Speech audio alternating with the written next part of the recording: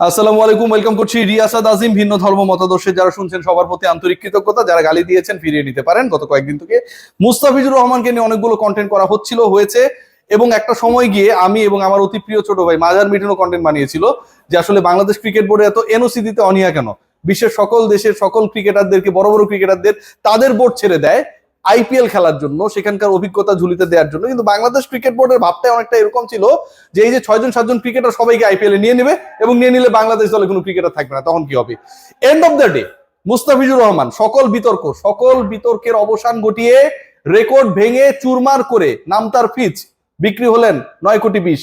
Mustafizur Rahman 9,20,00,000 রুপিতে IPL এ প্রথমবারের মতো Kolkata night রাইডার্সে ঠিকানা গেড়েছেন। কলকাতা নাইট রাইডার্সে আইপিএল এর মুস্তাফিজ যাবেন এরকম ডিসকাশনস গুলো আমার পেজটা একটু ঘুরে আসতে পারেন, আপনারা পাবেন। কারণ তাদের 13 জন ক্রিকেটারের ঘাটতি ছিল। ঘাটতি বলতে হচ্ছে 25 জনের যে কোটা, যেটা আসলে ফিল আপ করা যায়, সেই 25 জন পূরণ করতে যেহেতু আগে থেকে 12 জনকে ধরে রেখেছে, 13 জনের একটা গ্যাপ ছিল। বিদেশি ক্রিকেটার অ্যাটলিস্ট 6 জনকে তারা নিতেই পারতো। সেই জায়গায় মুস্তাফিজের জন্য তারা যেভাবে ড্রাইভ করেছে, যেভাবে অপর দুই কন্টেস্ট্যান্টকে পরাজিত করেছে।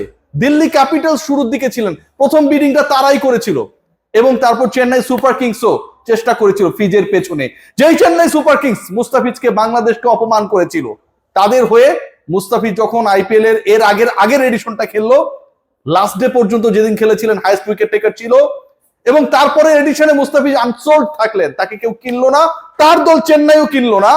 সেই মুস্তাফিজের পেছনে আজকে ঘোরার পরেও চেন্নাই সুপার কিংস শেষ পর্যন্ত জিততে পারে নাই। আজকে যদি দলগুলোর পকেটে টাকা থাকতো তাহলে মুস্তাফিজের প্রাইস, ক্যামেরন গ্রিনকে নিয়ে আমরা আলোচনা করছি না, 25,20,00,000 রুপিতে তিনি বিক্রি হয়ে গেছেন। ওই কলকাতা নাইট রাইডার্স তাকে কিনেছে। আমরা পাঁচি রানার কথা বলছি না, 18 কোটি রুপিতে, সেটাও মুস্তাফিজের দল, কলকাতা নাইট রাইডার্স তাকে দলভুক্ত করেছে। আজকে হয়তো সেই রেকর্ডগুলোর কাছাকাছি বা দু একটা রেকর্ড ব্রেকও হয়ে যেতে পারতো। মুস্তাফিজের ব্যাপারে যেভাবে শেষ মুহূর্ত পর্যন্ত বিডিং চলছিল অন্তত 3 দলের মধ্যে। এর আগে মুস্তাফিজ 6 কোটি রুপিতে গত মৌসুমে মাত্র 3 ম্যাচ খেলার জন্য 6 কোটি রুপি তিনি পান নাই, দলভুক্ত হয়েছিলেন।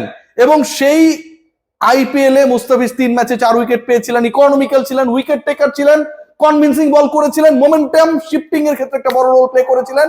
এবং সেই performance through out the years Mustafiz যেভাবে পারফর্ম করেছেন, ডেথ ওভারে যেভাবে পারফর্ম করেন, আইএল টি20 তে রাইট নাও যেভাবে খেলছেন, আমি বারবার বলার চেষ্টা করেছি যে এবারের আইপিএল এর হটকেক হতে যাচ্ছেন Mustafiz. No one trusted me. 9,20,00,000 মানে বাংলা টাকায় এটা 12,36,00,000 টাকা। 12,36,00,000 মানে প্রায় 12.5 কোটি টাকায় বিক্রি হলেন। আগের রেকর্ডটাও ফিজের ছিল, তার আগের মাস্টারফিট। বাংলাদেশের একজন ক্রিকেটার, যেই বাংলাদেশের ক্রিকেটারদেরকে দলভুক্ত করা গেছে, পলিটিক্যাল রিজন সবসময় অনেক বেশি গুরুত্বপূর্ণ হয়ে দাঁড়িয়েছে। আইপিএল ক্রিকেটাররা খেলতে পারে না, যেতে পারে না, রিপ্লেসমেন্ট হিসেবে খেলতে পারে, এরকম একটা সিচুয়েশন তৈরি হয়েছে যেখানটায় বাংলাদেশের সবসময় আইপিএল এ পোস্টার বয় হিসেবে শুধুমাত্র সাকিব আল হাসানকে পেয়েছি আমরা। সেই সাকিব যখন এবারে নিলামে নেই, প্রাথমিক তালিকায় থাকলেও পূর্ণাঙ্গ তালিকায় যখন তাকে রাখা হলো না, মুস্তাফিজ ছিলেন একমাত্র ভরসা। 9,20,00,000 রুপিতে কলকাতা নাইট রাইডার্সে মুস্তাফিজ যাওয়ার কারণে কয়েকটা দিক থেকে আমার কাছে মনে হয় বাঙালিরা খুশি হচ্ছে। প্রথমত হচ্ছে দিস টিম বিলংস দ্য বাঙালিস, এটা হচ্ছে বাঙালিদের দল। Kolkata Knight Riders is a team যেখানটায় বাংলাদেশের ওপার বাংলার বাঙালিরা ভয়াবহভাবে ইমোশনালি অ্যাটাচড থাকে। কলকাতা নাইট রাইডার্স, যেটা মাশরাফির একসময় ঠিকানা ছিল, সাকিব আল হাসানের ঠিকানা ছিল, এবার প্রথমবারের মতো দিল্লিতে খেলেছেন, আমরা দেখেছি চেন্নাইতে খেলেছেন, হায়দ্রাবাদে খেলেছেন। এবার প্রথমবারের মতো সেই মুস্তাফিজুর রহমান, এতগুলো দলে আইপিএল এ দাপিয়ে বেড়ানো মুস্তাফিজুর রহমান প্রথমবারের মতো কলকাতার হয়ে খেলছেন। কলকাতা মানেই, আবার বলছি যে বাঙালি, কলকাতা মানেই শাহরুখ খান, কলকাতা মানেই আইপিএল চ্যাম্পিয়ন, কলকাতা মানেই যারা এবারের মিনি অ্যাকশন থেকে তাদের মেগা টিমটা বানানোর চেষ্টা করেছে। একবার ভেবে দেখুন, পাথি রানা, মুস্তাফিজ দুজনই চেন্নাই ছিলেন, সেই দুজনকে তারা দলে ফিরিয়েছেন এবং তাদের বোলিং অ্যাটাকে এই দুজনের একটা বড় রোল থাকবে। মুস্তাফিজের কতগুলো ম্যাচেস খেলতে পারবেন না পারবেন সেটা নিয়ে হয়তো কিছুটা হলেও সংখ্যা তৈরি হতে পারে, কিন্তু আপনি যদি চিন্তা করে দেখেন, চেন্নাই সুপার কিংস এর হয়ে যখন মুস্তাফিজ খেলেছিলেন, পাথি রানা খেলেছিলেন, একই সাথে দুজনকে অ্যাকোমোডেট করেছিল তারা।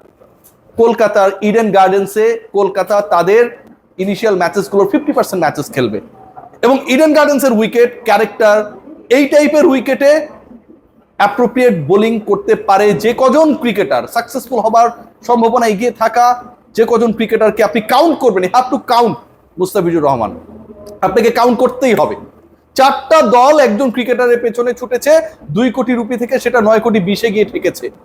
ভাবতে পারেন বাংলাদেশের আইপিএল ইতিহাসে কোনো ক্রিকেটারকে নিয়ে এরকম বিডিং কখনো হয় নাই, বাড়িয়ে বলছি না।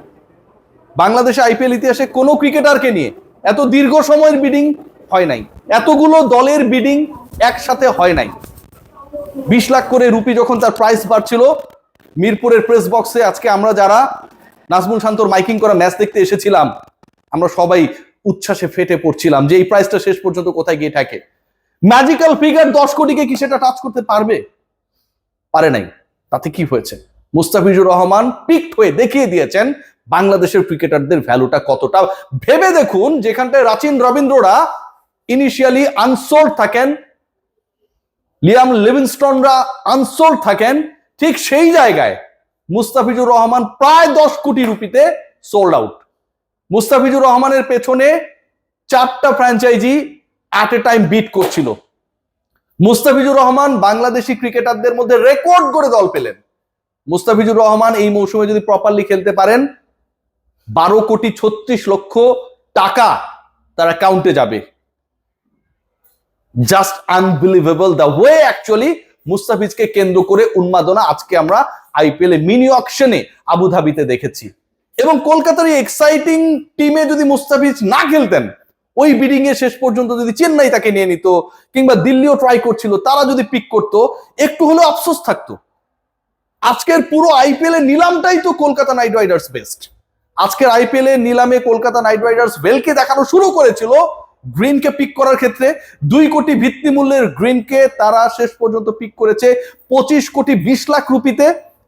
2 কোটি গ্রিন এক্সট্রা পেয়েছে 23 কোটি 20 lakh.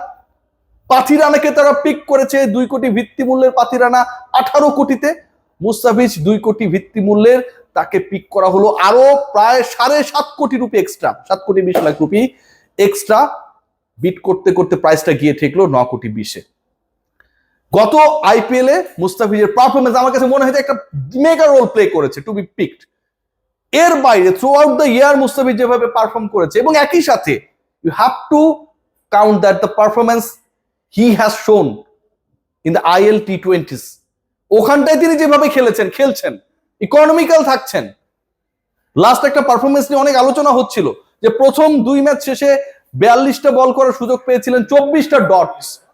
So you need those kind of cricketer. Kolkata Knight Riders এর ম্যাচ যখন কলকাতার ইডেন গার্ডেন্সে মোটামুটি একটা বড় সংখ্যক ম্যাচ হবে, এবং সেই উইকেটে সেই মাঠের ক্যারেক্টার যতটুকু আমি দেখেছি সরাসরি গিয়ে, খুব যে অ্যালাউ করে প্লেয়ারদেরকে শর্টস খেলার ক্ষেত্রে তা না।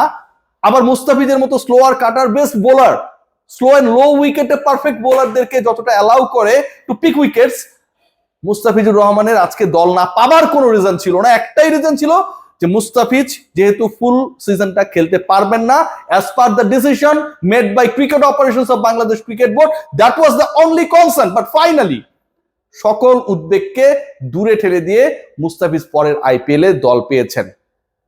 সাকিব, মাশরাফি, আশরাফুল, লিটন কুমার দাস, অনেক ক্রিকেটার বিভিন্ন সময়ে আইপিএল এ অংশ ছিলেন, আব্দুর রাজ্জাক। বাট আজকে যে ঘটনাটা ঘটেছে আমার কাছে মনে হয় আজীবন এটা মনে থাকবে। এবং বাংলাদেশি ক্রিকেটার পিক করার ক্ষেত্রে, বাংলাদেশি ক্রিকেটারদেরকে দলভুক্ত করার ক্ষেত্রে কলকাতা নাইট রাইডার্সের যে ঐতিহ্য, ইতিহাস, সেটা যেন আরো একবার আজকে পুনরাবৃত্তি হয়েছে আবুধাবিতে। শাহরুখ খানের দলে মুস্তাফিজ, সাকিব আল হাসানের এক্স এর কাছে ফিরে গেলেন আমাদের বর্তমান মুস্তাফিজ। এর থেকে দারুণ ব্যাপার আর কি হতে পারে? মুস্তাফিজের এক্স চেন্নাই সুপার কিংস তাকে নেয়ার জন্য যে চেষ্টাটা চালালো, কিন্তু শেষ পর্যন্ত তিনি প্রতারিত প্রেমিকের মতো চেন্নাইকে যখন বলে দিলেন গুড বাই, টাটা, আমি তোমার দলে যাচ্ছি না। ব্যাপারটা অনেকটা এরকম। কলকাতায় ফাইনালি তার ডেস্টিনেশন হলো, এর থেকে হ্যাপিয়েস্ট মোমেন্ট আর হতে পারে না। Till now the update I have regarding Mustafiz, অন্য ক্রিকেটারদের আপডেটটা এখন পর্যন্ত আমার কাছে নেই, but it's really more than being happy, I am happiest. সবাই একটা হ্যাপিয়েস্ট সিচুয়েশনে রয়েছে, and Mustafiz did all this things to make people happy in this country. 9 কোটি 20, 12 কোটি 36 লাখ টাকা, ইটস রিয়েলি ফ্যান্টাস্টিক। সবাই ভালো থাকবেন, আসসালামু আলাইকুম।